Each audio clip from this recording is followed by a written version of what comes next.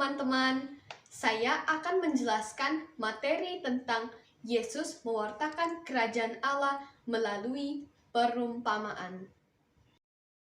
Nah, teman-teman, seperti yang kita ketahui, tugas perutusan Yesus ke dunia adalah mewartakan kerajaan Allah kepada manusia. Dan Yesus kerap kali menggunakan perumpamaan dalam mewartakan kerajaan Allah.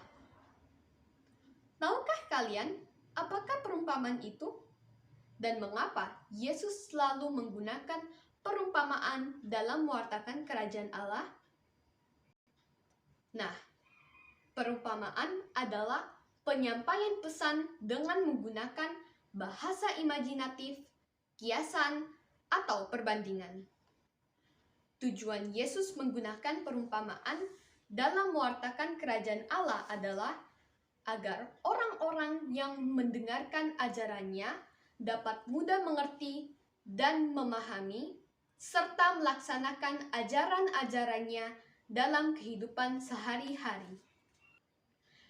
Perumpamaan-perumpamaan yang digunakan Yesus untuk menjelaskan kerajaan Allah diambil dari kehidupan masyarakat sehari-hari dan disesuaikan siapa yang mendengarkan ajarannya.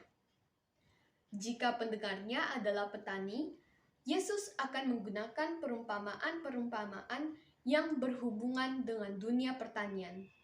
Ada perumpamaan biji sesawi, lalang di antara gandum, dan penabur benih.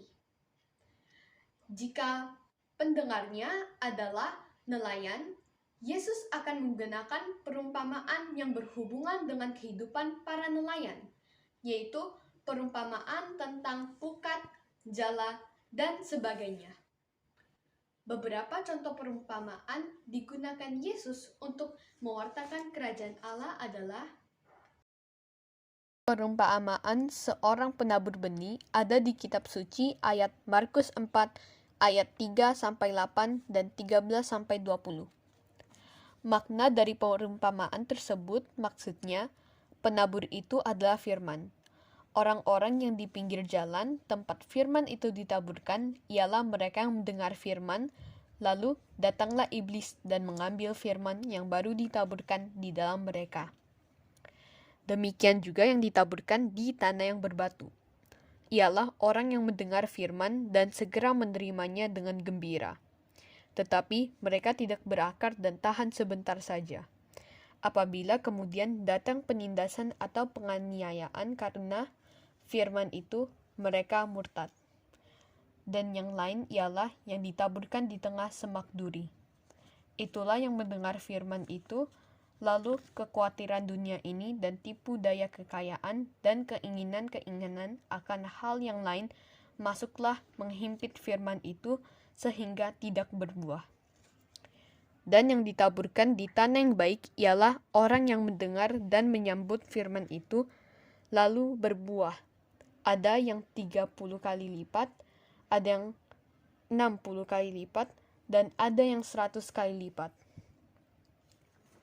Selanjutnya adalah perumpamaan tentang harta yang terpendam dan mutiara berharga yang ada di kitab suci ayat Matius 13 ayat 44-46.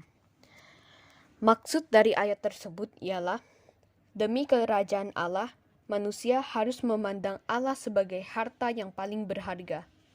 Untuk itu, ia harus berani meninggalkan segala miliknya yang selama ini dianggap paling berharga dalam hidupnya. Hidup dalam kerajaan Allah adalah hidup yang penuh sukacita sekalipun untuk mencapainya. Seseorang harus berani meninggalkan segalanya. Dan perumpamaan tentang pukat ada di kitab suci Matius 13 ayat 47-50. Maksudnya adalah kerajaan Allah itu bagaikan pukat yang ketika ditebarkan akan mendapatkan bermacam-macam ikan. Ada yang besar dan ada yang kecil. Ada yang beracun, ada yang tidak. Demikian pula dalam kerajaan Allah. Dikembangkan sikap tidak mudah menghakimi orang lain, merasa diri yang paling baik dan paling layak menjadi warga kerajaan Allah, dan yang lain dengan segala kejahatannya dianggap tidak layak masuk kerajaan Allah. Teman-teman, kesimpulan dari materi ini adalah Yesus menggunakan perumpamaan supaya para pengikutnya dan siapa saja yang mendengar ajarannya mudah mengerti dan paham apa yang diumpamakannya. Kerajaan Allah yang diwartakan oleh Yesus tidak ditujukan pada kelompok atau golongan tertentu, tetapi ditujukan untuk semua orang. Ia merangkul semua orang yang baik dan yang jahat, agar dapat merasakan keselamatan. Sekian dan terima kasih. Sampai jumpa.